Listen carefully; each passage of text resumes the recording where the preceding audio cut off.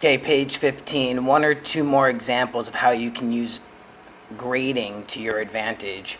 Well, there's quite a bit of ways that you can use grading to your advantage. One is buying a raw book on eBay and having it pressed and graded. That's one way.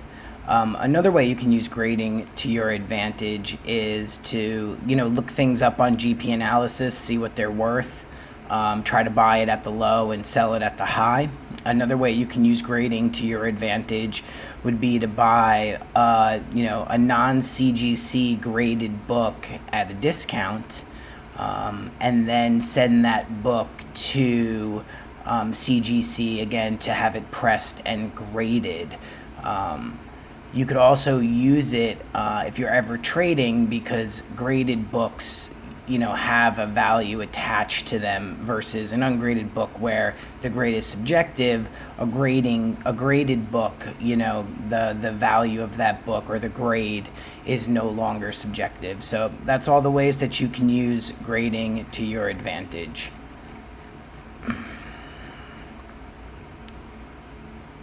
Two or more examples of Black Panther that I've seen in the past. Well, one of them for sure was X-23.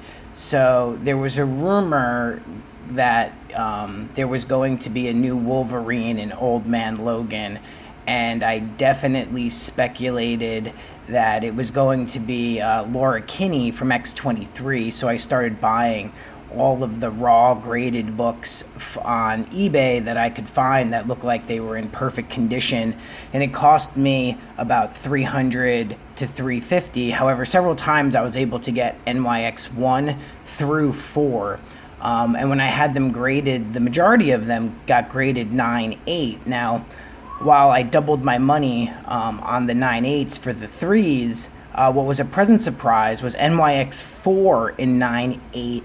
I actually, they were worth about $250 each, and I actually got them for free when I bought the NYX 3s, because a lot of people sent me all 4 of the books. So that actually, really worked out.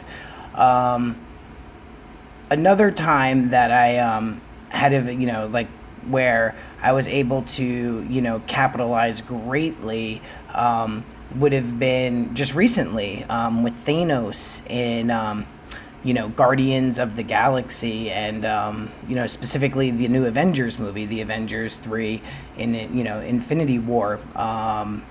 Thanos had always been popular, and it's kind of one of those things where already popular characters that become more popular, those books definitely tend to exceed greater returns than people that weren't popular that become popular. So another example would have been Black Panther. He was already very, very popular and collectible before the movie, which is why the values went up so significantly. Now, the same thing, I went out and I bought as many Iron Man 55s that I possibly could, and they turned out to be really great investments. I mean, other times it's really just specific, like saying that I've been buying Amazing Spider-Man 129, the first appearance of Punisher, all my life. I mean, I don't really consider that a Black Panther, but those books have just gone up significantly. It's something everybody has known about, why they don't do it. The same thing with Hulk 181, the first appearance of Wolverine. Like, Wolverine was already popular, and just continues to gain in popularity, and those books just continue to rise. One or two more examples of how you can scout better. Other places to scout. Well, you can definitely scout at your local, comic book store. You can definitely scout at like Comic-Cons. I don't know, how much is on here. You could also scout on Facebook. There's quite a few Facebook book groups where people post every single day. And, eBay and Amazon, but it's kind of where I focus the most. Well, I don't know if I answered this in the other one. One or more two examples of ways or places to buy. Most of the buys that I do are either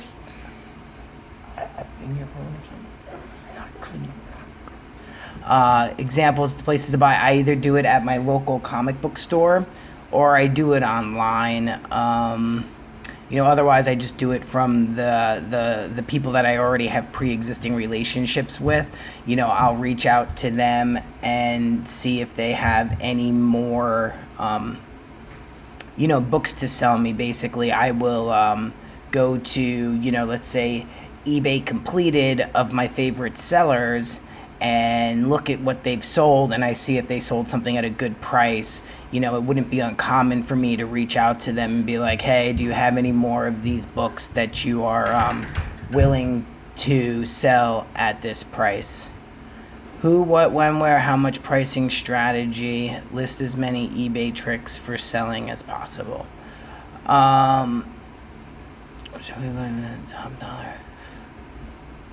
So when it comes to pricing, it's pretty simple. I try to list everything for double what I paid. So, this way I know, even if, after fees, if someone bought something from me, that, I definitely make a good margin on my money. And also, if someone made me a best offer that was really close to my buy it now, then I would also know that it's a really good deal. And another thing with setting the price at a little bit higher than what it should be is, believe it or not, sometimes I just don't have books, so it's nice before I accept someone's offer to confirm that I have the book, where, once you sell something, you're pretty much obligated to sell it to people. Some of the best relationships, though, I have made with people online is when there was a mistake that occurred and having the opportunity to correct it. So not that I would ever say go out and make mistakes, but like I said, some of the best relationships I've had are when people mailed me the wrong book, or I didn't have a book in stock that someone bought and I had to, work something out with them. So when it comes to listing things on eBay, I definitely just try to use, all of the characters that are given to me.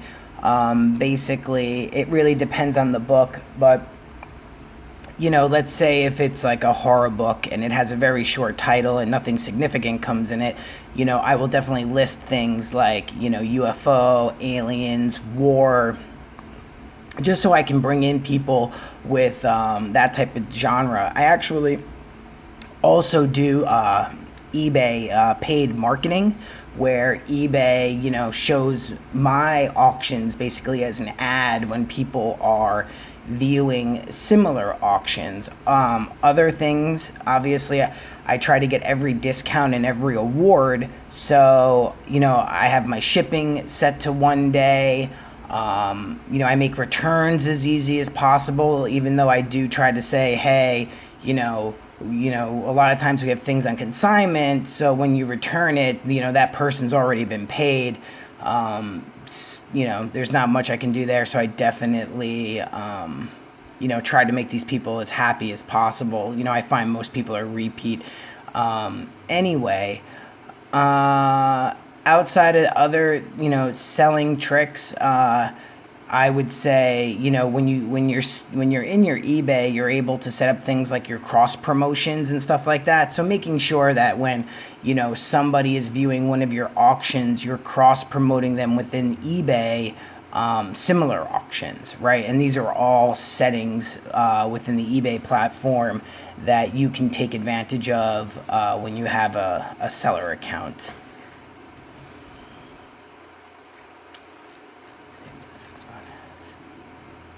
Okay, which comics to choose to press? You can actually increase the value higher.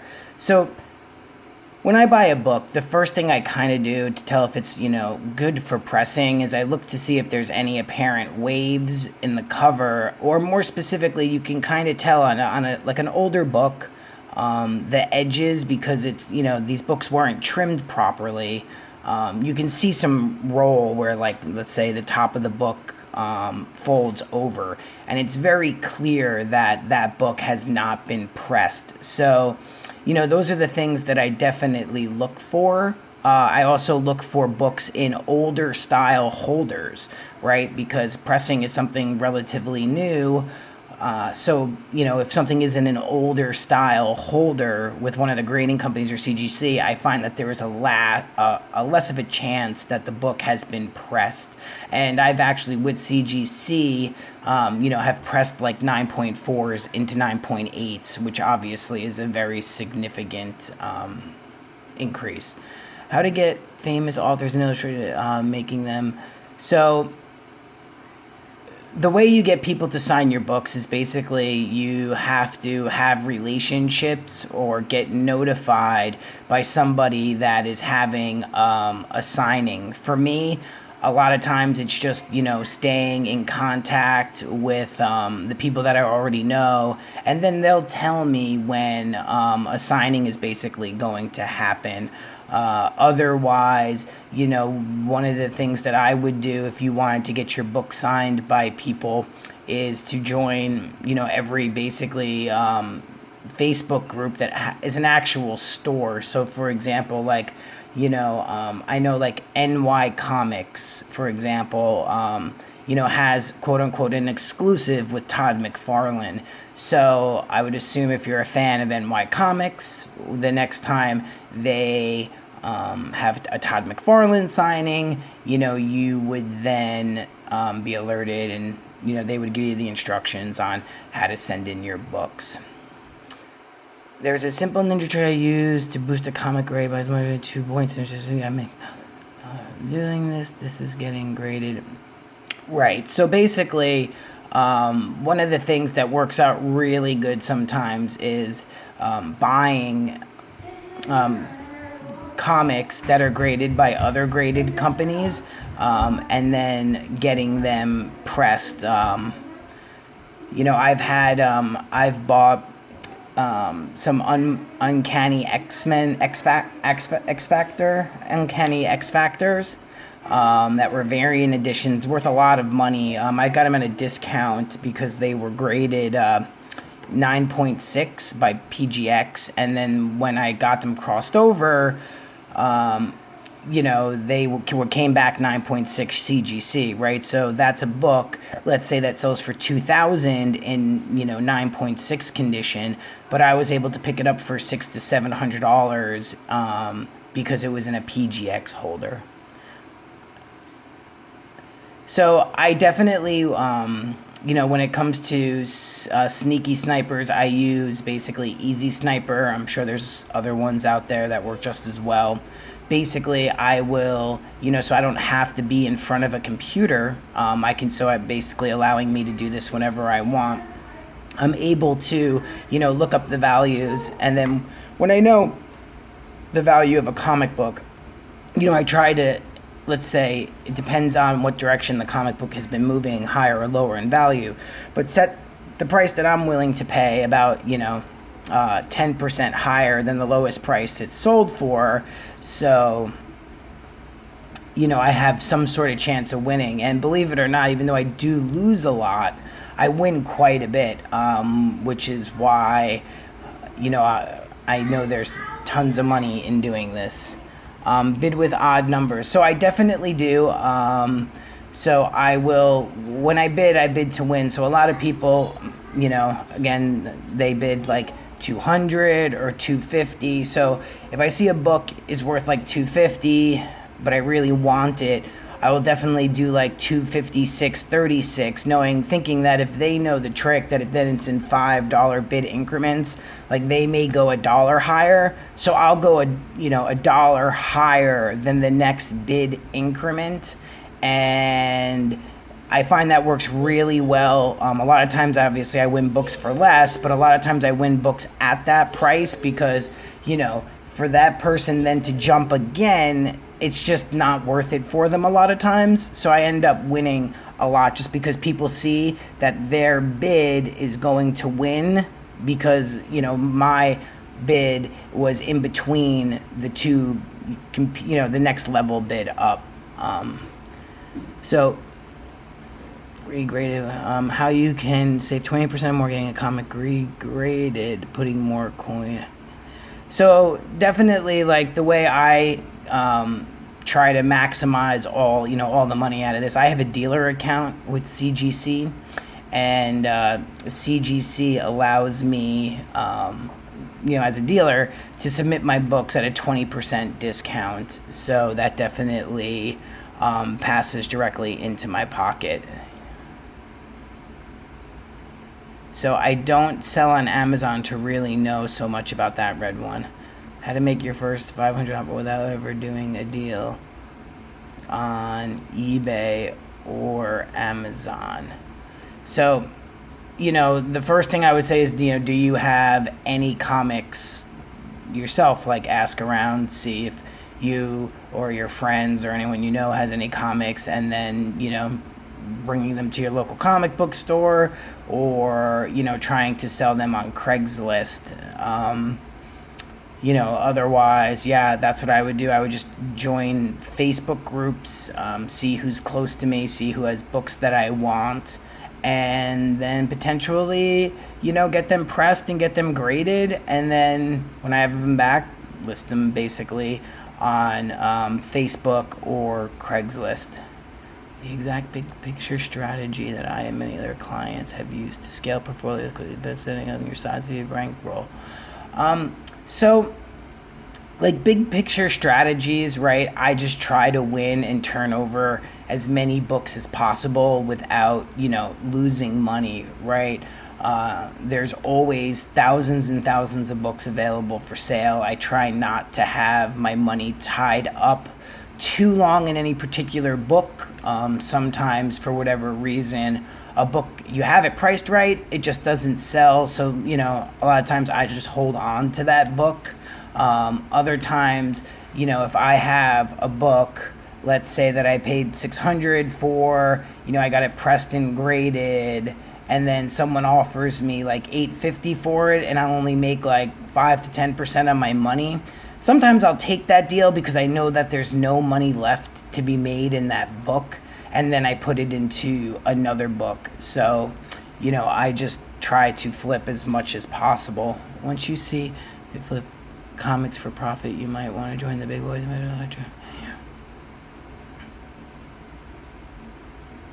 Sure. So, basically, once you're up and running, I was able, and still do, take out these PayPal loans at like 3%, where basically PayPal will take 30% of the money that comes in to repay the loan. So you don't even have to like cut the check. It's just done automatically, and it's not APR. It's just, a one-time transaction.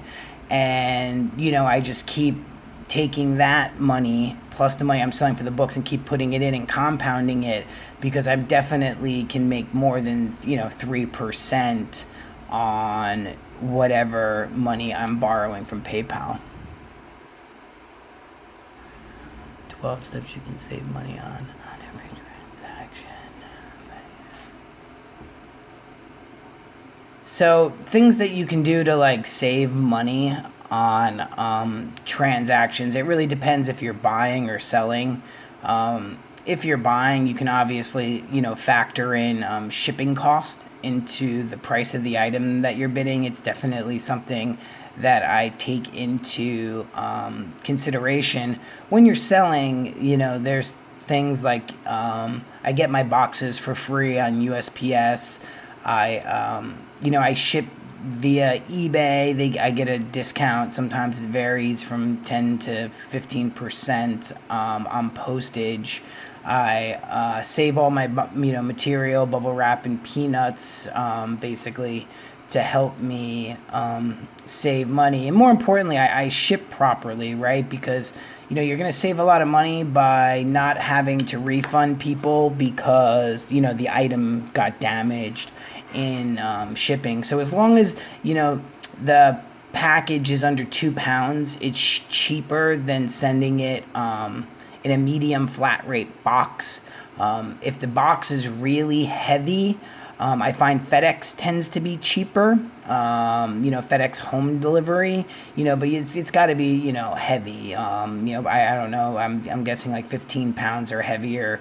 FedEx is going to be cheaper than the post office, right? So I think the best way to save money on every transaction almost is to make sure that your item arrives in undamaged condition, because, if your item arrives damaged and then you have to give a refund, not only do you now have to fix and deal with your damaged item, you have to refund that person. So it's just, shipping properly is very important. So most cases, I would, rather have a more expensive comic than a less expensive comic. Reason being is that I find that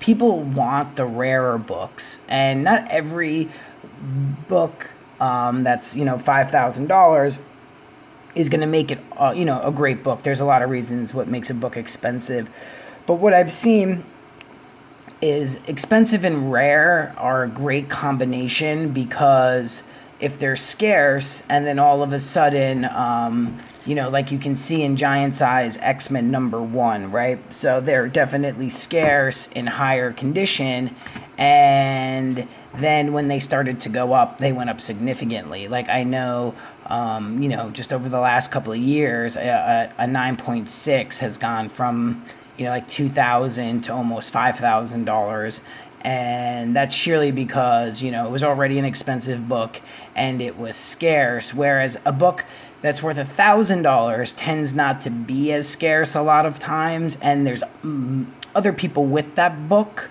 So, you have more competition, right? There definitely becomes, less competition the more expensive the book becomes, allowing you to make, more money. And eBay fees cut out at $250. So if you're selling, five $1,000 books, you're paying, $500 in fees. Whereas if you sell one $5,000 comic book, you're only paying $250 in fees, which again is just more money into your pocket.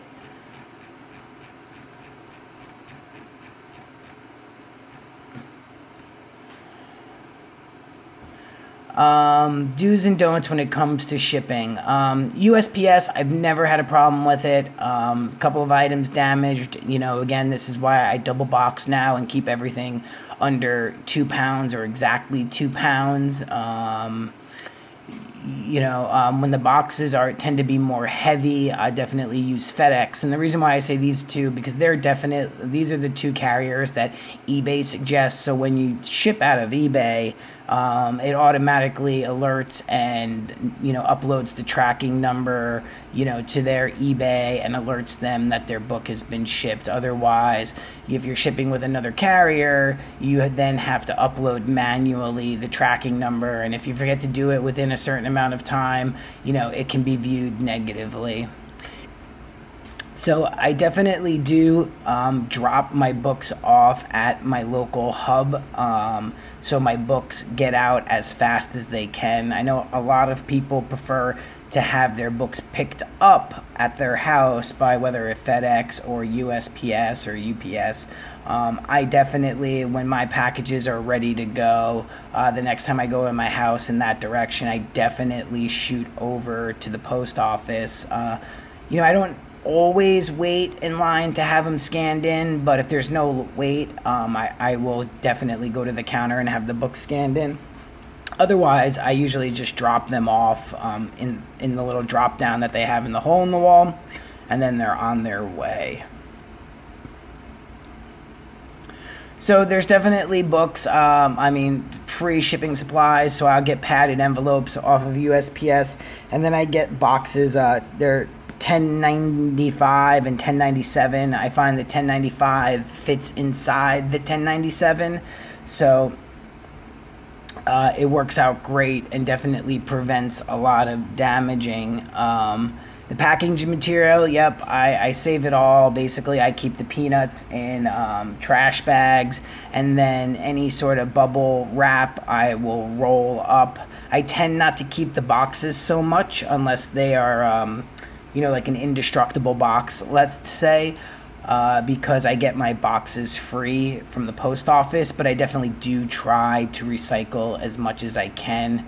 I also try to keep a record and build relationships with everyone that's buying with me. So if they want to, buy something more, they're more my friend than they are a customer. So I'll just, meet them or whatever the case may be, and deal with them directly versus, obviously having them bid through an auction.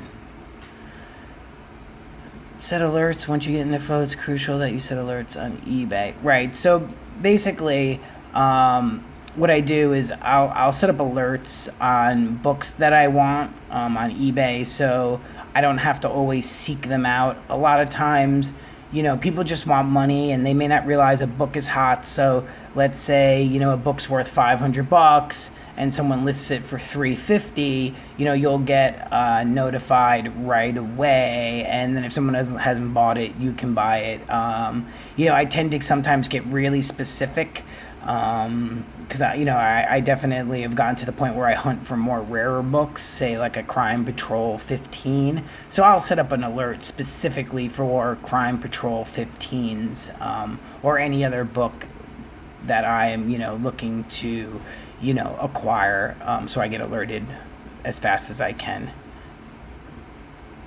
That's right. So definitely I use the Sniper. I can't say enough about it. It's a great tool. It provides me the opportunity to spend time with my family and not always have to be in front of the computer when an auction is ending.